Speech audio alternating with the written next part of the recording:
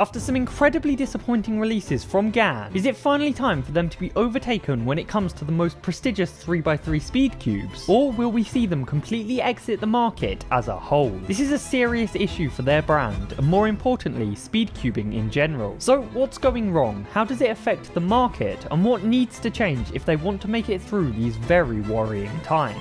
Well, I have 6 reasons why it might be over, as well as 3 things that could show some signs of hope. But first of all, I think that it is important to talk about the impact the GAN 14 has had on the brand. As you may know, that cube could not stop popping, regardless of how tight it was. Therefore, all of the reviews from the big creators about this cube were really negative, saying that it was not at all reliable enough to main. And for a market which is so heavily influenced by what the top people are saying, you can imagine how much of an impact that had on the sales of this flagship compared to the ones in the past. So not only was that release incredibly bad for GAN, it also ruined their reputation as a premium brand, as cubers started to figure out that they were just making cubes and selling them without enough care on how they would actually perform. On top of this, we can tell that they know how big of a mistake this was, as they literally asked the top reviewers for the pro version of this cube to send their videos to GAN before releasing them. If there's anything to show how insecure you are, it's this. And for someone like me, I see this as a way of covering their own mistakes and trying to quietly move past it, rather than showing us how they have changed in order to not do the same thing this year. But anyway, the next reason I'm worried for the future of GAN is that competitors are finally catching up with the features that were once unique to just their line of cubes. An example of this is how the GAN tensioning system was once thought of as the best of the best. And one of the main reasons for this was because their biggest competitor, being Moyu, didn't have anywhere near the same advancements, as they were still using a screw to change tensions up until just a couple of weeks ago. But now that they have released the Weilong version 10 with an all new unique system that looks very similar to GAN's, there is no longer a clear separation between the two brands. Furthermore, due to the lack of new innovations happening on GAN cubes, all of the other competitors have caught up by just putting the good ideas into their own cubes. For example, with corner-to-core magnets, if you look at any flagship that came out in the last year, the chances are that it would have a magnetic core, which was once a thing only GAN offered. This means that because they have struggled so much with advancements in hardware, everyone else is now on the same level, meaning customers are going to struggle justifying spending so much on something that is of equal value to any other mid-range cube. And this brings me on to the next worry, being the price. Obviously, GAN have had a very strong reputation for being on the more expensive end of pricing. However, now that everyone else is making cubes with the same features at sometimes even half the price, customers will just opt for those cubes rather than spending more on GANs. A great example of this is the X-Man Tornado. That cube has one of the best tensioning systems, adjustable magnets, core magnets, and personally it is a nicer cube to turn on whilst being significantly cheaper. Realistically, spending more on something that does the exact same as everything else is just not going to happen, meaning an obvious decline in the sales for GAN flagships. And just before I go on to the points of why we should have some hope for their future, the final reason I have for their brand falling down is the fact that even their own cubers are often just opting to use older versions rather than the new ones. For example, I know that Timon just 1 month ago was still using the GAN 12, despite it being over 2.5 years out of date. And like I mentioned earlier, this is a market where customers are heavily influenced by those at the top, including cubers like Timon. So when I see that even he is using an old cube, it makes me think that I don't need to upgrade, and that is one of the main reasons that I still don't have the 14. All of these factors adding up makes me want to try other cubes and move away from GAN in general. Therefore, for the first time in ages, I've mained many other cubes that I would have never had a chance on if GAN actually released competitive products. Speaking of which, if you want to buy a range of the best current cubes, then check out speedcubing.org. I know that every cuber is always thinking of that one puzzle that they really want, so maybe just click the link in the description to see how cheaply you can buy it from them, and who knows, it might be the right time to get some more puzzles delivered right to your door. But anyway, let's now move on to why GAN might still have a chance. And first of all, obviously they have been focusing a lot on other events lately, such as their Megaminx 5x5 and a rumoured second attempt at a 4x4. This shows that maybe they understand the 3x3 market has reached maximum potential, and now they want to show significant advancements in other categories that they have never had a chance to break into before. On top of this, moving away from being 100% fixated on one thing is likely good, as it will open up a whole new avenue for improvements that could eventually end up coming back to massive changes on 3x3. Another thing to consider consider is that we haven't seen the GAN 15 yet. Obviously, we were all expecting it to be the same as last year, and the year before, and the year before that.